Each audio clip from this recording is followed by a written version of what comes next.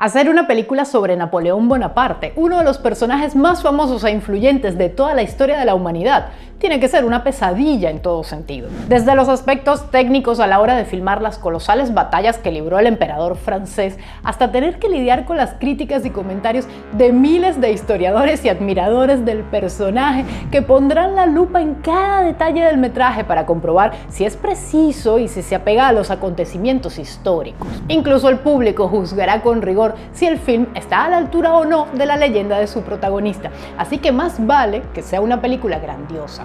Pero vino Ridley Scott y dijo "Hold my beer" para embarcarse en un ambicioso proyecto junto al genial Joaquín Phoenix, quien da vida al francés. Hay que tener agallas para meterse en semejante berenjenal a los 85 años y tras una sucesión de, no diría fracasos, pero sí de cintas que no siempre han sido recibidas con tanto entusiasmo por público y crítica. En todo caso, confianza es lo que le sobra a este señor, que trae en la mochila algunas películas de culto inolvidables como Alien, El octavo pasajero, Blade Runner, Thelma and Louise y Gladiador. Vamos, un currículum excepcional. Y hablando de cosas excepcionales, tengo que hablarte de Surfshark, la increíble VPN que utilizo para navegar seguro en internet, además de acceder a contenido que no está disponible en donde vivo. Y créeme, esto puede ser un problema cuando tienes un canal sobre cine y necesitas ver una película que no está disponible aún en Europa. Con esta VPN podrás navegar tranquilo porque garantiza tu seguridad cifrando toda la información que envías a través de internet. Protege todos los datos personales que compartes, como por ejemplo a través de los servicios de mensajería o cuando haces operaciones bancarias. Evita además el malware, el phishing e incluso la publicidad no deseada y obtén una navegación orgánica y segura. Y como dije, también puedes acceder a nuevas películas, series y videojuegos o incluso contenido restringido en tu país. Y una de las ventajas que más me gusta es que puedes hacer compras en internet por un precio más conveniente si te conectas desde otros países. En la descripción te dejo el código SYNEXVPN con una super promoción de Black Friday con la que obtendrás hasta 6 meses gratis ingresando al link que te dejo aquí abajo. Aprovecha que es por tiempo limitado y si no te convence te devuelven tu dinero. Así pues, ¿qué decir sobre Napoleón Bonaparte que no se haya dicho ya? De acuerdo con Scott, hay unas 2.500 biografías de este célebre personaje escritas y por lo que pude averiguar por mi cuenta, unas 30 películas que se centran únicamente en el personaje. Es decir, hay muchas otras donde juega un rol secundario, como las adaptaciones de Guerra y Paz o en las que forma parte del trasfondo histórico, como la propia The Duelist de Scott, pero con Napoleón al centro de la historia, unas 30. Como comenté, para encarnar a Bonaparte, Scott contactó nuevamente a Joaquín Phoenix, con quien ya había trabajado en Gladiador.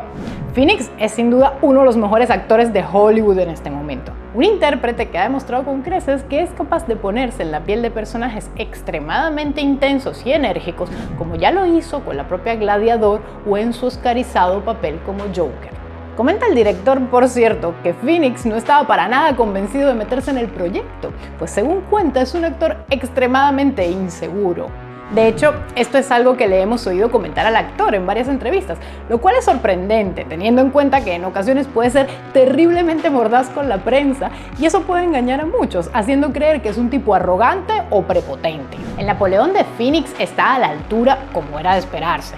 Un personaje lleno de contrastes interesantes que bascula entre la altivez, la brutalidad y la vulnerabilidad, sobre todo cuando se trata de su relación con Josefina Beauharnais, muy bien interpretada por Vanessa Kirby, quien asume un rol central en la narración solo eclipsado por el de Phoenix. Y esto es importante porque la historia de amor tóxico entre Napoleón y Josefina se lleva la mayor parte del peso de la narración. Obviamente también el tema político y militar, pero digamos que en cierta forma Scott se centra en la pareja y hace girar los acontecimientos alrededor de esta.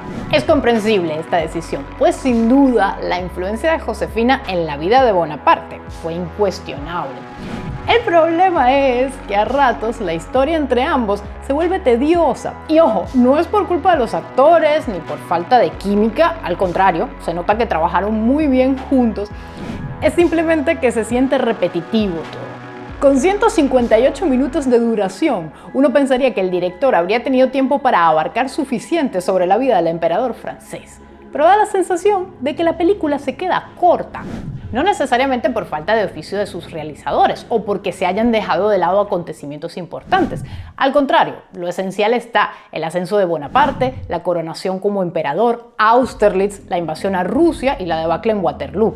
Pero lo cierto es que la vida de Napoleón abarcó tanto que quizás hace falta mucho más que una película de 2 horas y media para hacerle justicia. Por no mencionar que el director, entre tantas escenas de amor tormentoso y batallas épicas, se deja de lado otras facetas de Napoleón como un auténtico visionario que trajo muchos cambios de provecho a la sociedad francesa.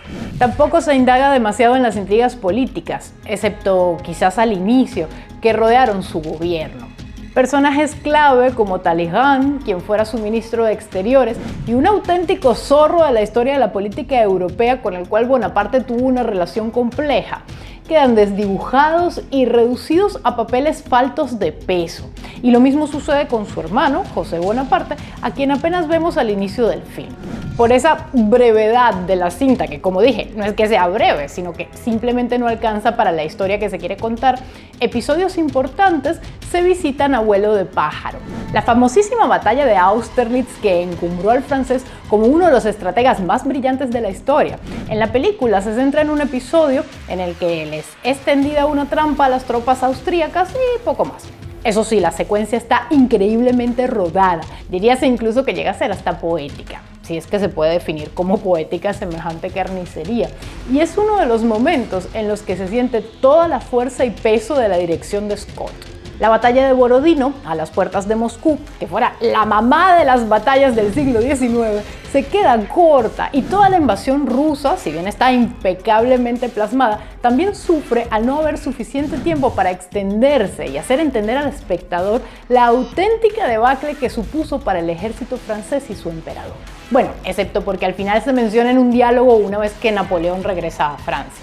Quizás por todo esto, el director ya anunció que una versión de 4 horas estará disponible en Apple cuando la cinta sea subida al servicio de streaming y en la que posiblemente podremos disfrutar de más detalles de los episodios que en cierta forma se quedaron cortos en el film.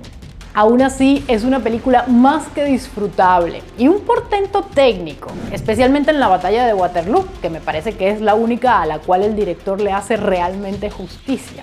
Es en este punto en el que Scott despliega toda la artillería, en sentido literal y metafórico, rodando una escena bélica extraordinaria y épica que se queda en la retina. Esta película no ha estado exenta de polémicas. Muchos historiadores y admiradores de Bonaparte criticaron ya desde el tráiler al director por su falta de rigor histórico a la hora de retratar al personaje. Scott, un poco más díscolo de lo usual, los despachó con un váyanse a la mierda y un mi pana, ¿acaso tú estuviste ahí? Y por supuesto no podemos olvidar una declaración suya que indignó a Francia entera, en la que comparó a Napoleón con Alejandro Magno. Bueno, sin problemas por aquí, pero luego con Hitler y Stalin. Probablemente Scott lo dijo a sabiendas de que generaría repercusión y atraería el interés sobre su película, porque la verdad, viéndolo en entrevistas previas al estreno, lejos de expresar repudio por Bonaparte, expresa más bien interés, respeto, fascinación, describiéndolo como un líder grandioso y brutal. Si me preguntas a mí, que no soy ni historiadora ni cineasta, pero alguito sé sobre Bonaparte, diría que es una descripción bastante adecuada. En todo caso, dudo que Scott pudiese expresarse así si hiciera una biopic sobre Hitler. De hecho, el único detalle de la cinta en el que se insinúa de alguna manera que Bonaparte fue poco más que un carnicero se da al final, casi a los créditos, cuando Scott lanza una punta innecesaria haciendo un recuento del número de personas que murieron en las batallas que libró Napoleón. Un detalle, insisto, que me pareció tendencioso. Pero bueno, igual y no podemos culpar a Scott, que siendo inglés, me parece que en general se portó bastante bien en la película. Otras imprecisiones, que en realidad no son tan importantes, están en la edad de los dos protagonistas, Joaquín Phoenix y Vanessa Kirby. Se supone que cuando se conocen, Napoleón tenía 26 años y Josefina 32. Sin embargo, vemos a un Phoenix de 49 años, casi la misma edad a la que murió Bonaparte, y a una Vanessa Kirby de 35, sin un gran maquillaje para disimular sus edades, ni mucho menos esos efectos de CGI que buscan rejuvenecer el rostro de los actores, con resultados no siempre convincentes. Es correcta la decisión, Pues al final esta es una película en la que Scott plasma su propia visión del personaje. Una visión que tiene como finalidad entretener a la audiencia y contar una historia interesante, pero no necesariamente tiene que ser fiel a la historia real. Esto es algo que siempre ocurre con absolutamente todas las adaptaciones de novelas, videojuegos y biopics que se han hecho y se harán hasta el fin de los tiempos. Una legión de fans y críticos sacaremos nuestras inmensas lupas para ver en detalle si se respeta el material original. Pero lo primero que hay que entender es que cada medio que se utiliza para contar una historia tiene reglas diferentes y que es perfectamente aceptable que se modifiquen hechos históricos, personajes de una novela o pasajes de un videojuego. Por no mencionar que el autor tendrá su propia visión, siempre válida, si bien no siempre acertada, que quiere mostrar al mundo. Hay que relajarse más, aceptar que esta es la versión de Napoleón de Ridley Scott y no tomarla como un documental o un documento histórico formal. No podemos juzgar los biopics por su fidelidad a los hechos reales. Si fueran 100% fieles, probablemente serían menos entretenidos. Y retomando lo del CGI para rejuvenecer los rostros, algo que me encantó de la película es que tampoco se usan mucho los efectos de este tipo en las secuencias de batallas. Creo que a Hollywood se le pasó la mano con este recurso en los últimos años, un recurso que ha estado afeando las producciones, haciéndolas ver plásticas y poco creíbles. En este momento diría que son como cirugías estéticas. Hay casos en los que un retoque puede sumar al aspecto de una persona, pero meter el bisturí pato lo que hace es volver a la gente una caricatura de sí misma. Pues lo mismo con el CGI en las películas. Escenas como la batalla de Austerlitz, en concreto la escena sobre el lago de hielo, o el sitio de Toulon, una espectacular batalla portuaria con decenas de barcos en escena, se rodaron casi sin CGI, por lo que contó el director. Esto sin duda las hace más auténticas y espectaculares a mi modo de ver, además de más meritorias. Y ojo, no quiero desmerecer el trabajo de los especialistas en CGI, porque sé que lo que hacen es complejo y requiere mucha dedicación, pero ellos tienen la oportunidad de trabajar en un ambiente más controlado y sin tantas variables que puedan echar a perder el resultado. En resumen, que la película está bastante bien, pero me esperaba más. Se siente por momentos que a la narración le falta la potencia y épica que vimos en otras cintas de Scott, como Gladiador. Pero aún así, Napoleón se deja ver. Bastante recomendable. Si te gustó este video, te invito a que le des me gusta, lo compartas y te suscribas si no lo has hecho ya. Y quédate por más con este otro video que hicimos sobre Killers of the Flower Moon, la última película de otro gran director, Martin Scorsese. No te la pierdas. Chau.